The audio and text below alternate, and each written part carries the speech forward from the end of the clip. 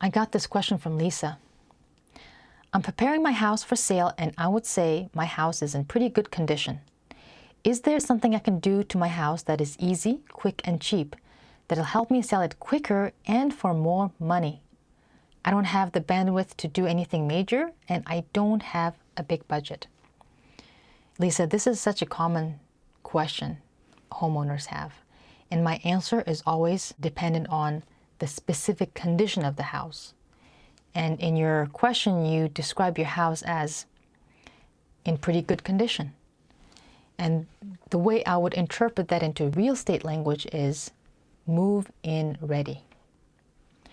And just to make sure that we're on the same page, let me first define what is move-in ready.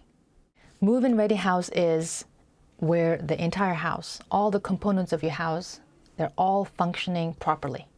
For example, all your major systems like the plumbing, electric, HVAC, the heating, ventilation, air conditioning systems, they're all working correctly. There's nothing, no toilets or sinks that are clogged, hot and cold water are running, nothing is dripping or leaking.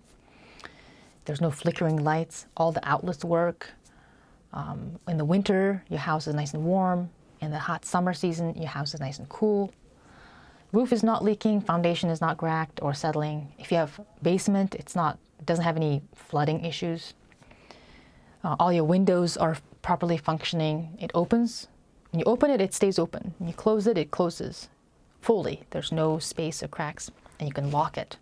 Same thing with your doors, and all your fixtures and all your appliances are all in working order. No safety hazards, no code violations, and no major cosmetic issues. Then you've got yourself move-in ready house. In that case, my answer is pretty simple, and I'm going to talk in detail about this. My advice to you is detail clean your house. Not just any kind of cleaning, detail cleaning. And detail cleaning is the highest ROI, return on investment, and it costs the least amount of money.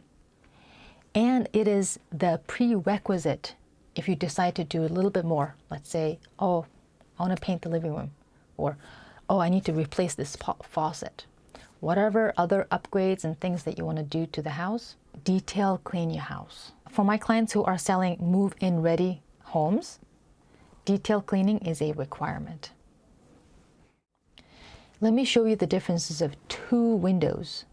One is basic cleaned, the other one is detail cleaned. From a distance, when the buyer is standing in the middle of the room and looking out the window, let's say 3-4 feet away, the basic cleaned window or the detail cleaned window, they actually look the same from the inside. The glass is clean, the sill is clean, dust-free, the whole frame is nicely clean, wiped and clean. There's no flaw. Everything looks fine. But you have to assume that the buyer is going to approach the window and get really close to look out the window. And what do they see when they get really close to the window? And this is what basic cleaned window would look like. Because the light is reflecting on the glass, I had to open the window here to show you what you will see if you were physically there. Look at that grime and dust trap between the screen and the glass. In most cases, this is what I see. This is really unfortunate. And let's say the homeowner did just a little bit more cleaning, and let's look at this window. That dust and grime on the sill, it is mostly gone. But if you look in the corner, it still doesn't look that clean. And look at the sides, it's still dirty, and there's some dust collected between the two glasses over there. Okay, let's look at detail clean window. Look at this window, it looks so clean. All the corners and nooks and sides, the sill, everything is so clean. And it doesn't just look clean, it actually looks newer. I actually had to open the windows because the sun was glaring on the glass and it just didn't show really well through the camera. But when you're physically there, you can see it so much better through the glass. Look at the differences. Clean, detail clean window versus basic clean window. Huge difference when you're standing up close. And it's not like buyers have time to look, take seconds or minutes to look at the dirt and grime. They actually don't have that time. When they're looking out the window with their subconscious mind, with their peripheral vision, they pick up on these subtle cues. They can't even point out that the window is dirty. They actually walk away with just a feeling of, the house just seemed a little bit older than I thought. It just felt a little bit neglected, or it just didn't look as nice as the photos showed. So detail cleaning is not about cleaning this window or this room, or you want the entire house to be presented really well. You want the buyers to feel so welcome and so easy to imagine themselves living there, and so confident to put an offer. How would you make them feel confident? Get rid of all these little extra things that they would get distracted from, all the little dirt and grimes in the nooks and crannies.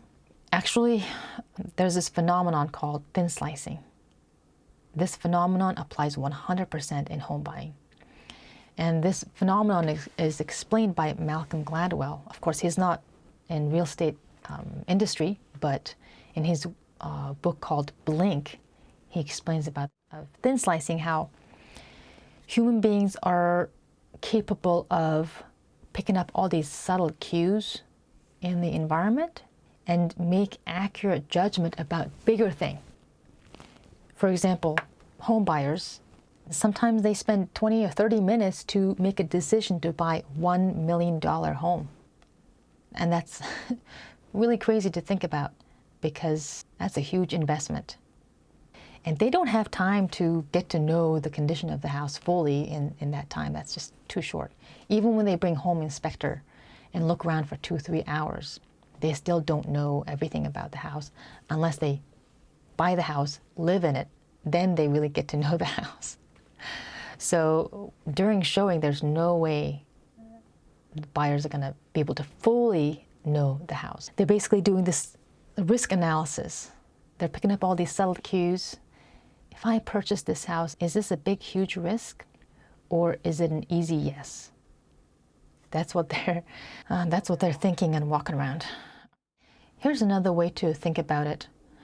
When you visit a car dealership and check out a car, what do you see when you open the door of a car? Whether it's new car or used car, it is always detailed.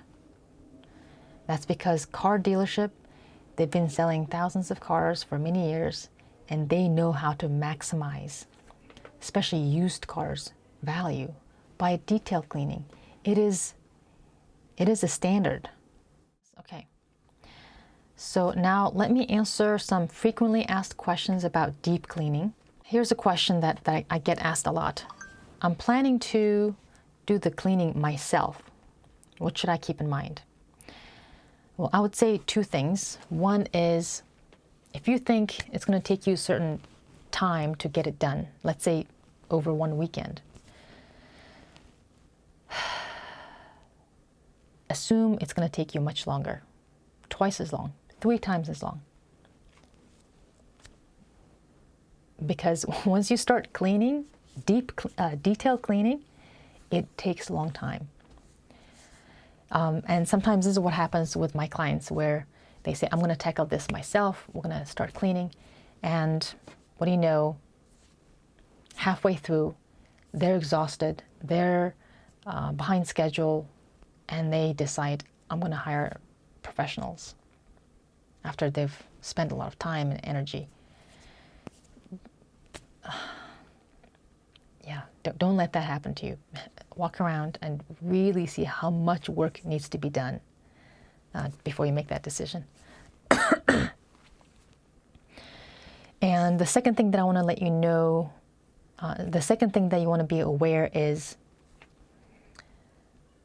after we live in a space for some years, we get completely nose blind, eyes blind, ears blind.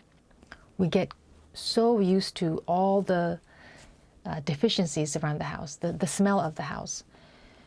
If there's a little hole in the wall, if there's a little scratch or tear or crack or this smell or that smell, we just completely get used to it. And when we start cleaning, we don't see what we need to clean. But when somebody who's never been to your house walks in, they can see it because they have fresh set of eyes, fresh set of nose.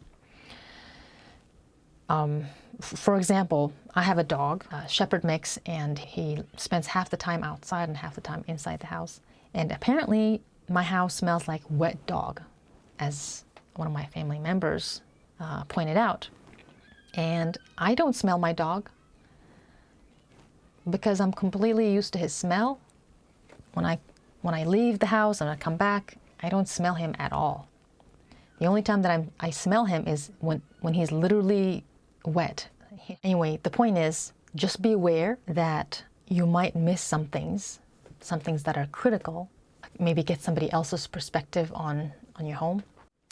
That's what I would recommend. Okay, the next question is, I'm thinking about hiring a professional cleaner. What should I be aware of?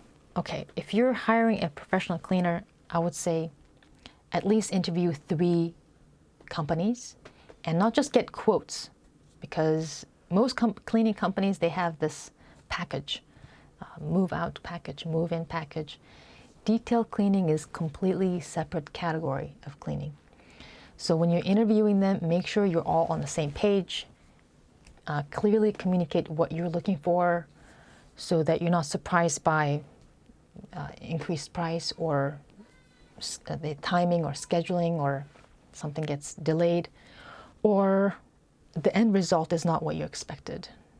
Cost-wise, of course, it'll depend on where you are, how big is your house, how many rooms you have, and what's the baseline, like how dirty or clean is your house to bring it to detail cleaned.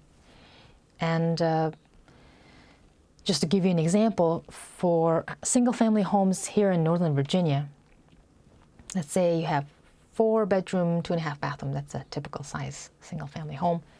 It might cost you anywhere between $500 and $1,000. And a crew with 3 or 4 people come in, clean it up in one day. That's what I advise my clients. That's the, again, remember, it's the highest ROI, highest return on investment. So your $1,000 will come back 10-folds, 20-folds, 30-folds back when you sell your house. My recommendation is always to just hire a professional cleaner. What areas should I focus on when detail cleaning and make sure I don't miss? The critical areas are your kitchen and your bathrooms, all your bathrooms, and your front entrance area, and of course all your windows and doors. The kitchen, everything in your kitchen, all your appliances inside and out, your refrigerator, oven, microwave, even the exhaust fan grease trap, the sink, the all around nooks and crannies of the faucet, all your windows, inside and outside of your cabinet, all the doorknobs, just clean the heck out of it. All your bathrooms. Let's talk about something really gross. Whether you're a man or woman, or if you have children, for sure, you'll have pee all over the place. If you're lucky, in the vicinity of the toilet. I'm saying that as I have my own little kids just peeing everywhere. Well, not anymore. Not everywhere anymore, thank goodness. But yeah, I just saw them running around in my background. Very timely running, huh? But anyway, the pee goes all over the toilet, all the nooks and crannies, and it gets built up, and over time, you have that smell, very distinct. And you get completely used to it. But make sure that a stranger who's never been to your house walks in, they cannot smell any hint of urine. And the bathroom grossness is received with this heightened sense because it's so personal. So clean everything in the bathroom, your toilet, the sink, all around the faucets, your bathtub, your shower curtain. If you have a shower glass, clean that glass. Nobody wants to see like a shampoo residue or a dead skin, pubic hair. Oh my gosh. So scrub everything, the tub, the shower, the mirror, the light fixture, the light switch, the door handle, the door frame, even the hinges, and of course the floor and the basement, and don't forget the behind the toilet area. And even the grout line, make sure it's detail cleaned. Front entrance. When I'm showing a house, it takes me a minute or two to unlock that lockbox and open the door. In the meantime, the buyers are standing, very up close to your house, to a point where they can touch. And if there's a window, they're looking at it. If there's a light fixture, they're looking at it. And they're just looking everywhere within that minute or two. And you want to give them a really good impression, because this is their first time looking at your house. They're physically there and they're up close. So clean up the storm door. If you have a glass, clean that up. The door, all the hardwares, the threshold. If you have if it's a deck or concrete, make sure you wash that. Or if you have a concrete, pressure wash that. Get rid of all the spider webs, all the dust and grime in that vicinity. Front entrance gives the buyers the first impression. The very first impression is the pictures. The next impression is at the front door. And of course, don't forget to clean all your windows. Detail clean them. And all your doors. Beyond this critical 5 items, I'm just going to run through the list of areas you want to detail clean. I recommend my clients to wipe the dust off of the heating and cooling units inside the house and outside, especially if there's dry leaves around the unit outside and twigs and stuff. Just clean that up. Clean your laundry machines, utility sink, dust all your fans, ceiling fans. Pressure wash your driveway and sidewalk. Clean your garage. Make sure there's no open container of gasoline or some sort of oil that emits some unpleasant smell. If you have a carpet, vacuum them multiple times. If the weather allows, the best thing to do is actually open your windows to get some fresh air in for many hours. If you have hard surface floor, whether it's hardwood, engineered wood, laminate wood, vinyl wood, tiles, scrub, scrub, scrub, scrub. Clean it all up. And if your hardwood floor has seen better days where it's starting to look a little bit pale, what you can do is get a wax and apply a very thin layer of wax to just bring it, to give it some life. We want the buyers to feel as comfortable as possible, freely be able to imagine themselves living there. That's the ultimate goal in order to maximize the value of your house. If you want to sell your house as quickly as possible, that's how you maximize the value of your house. Good luck with the sales of your house. If you know somebody who will benefit from this video, please do them a favor and share this video. My name is Achma, realtor in Sterling, Virginia, your guide to maximize the value of your house. Thanks for watching.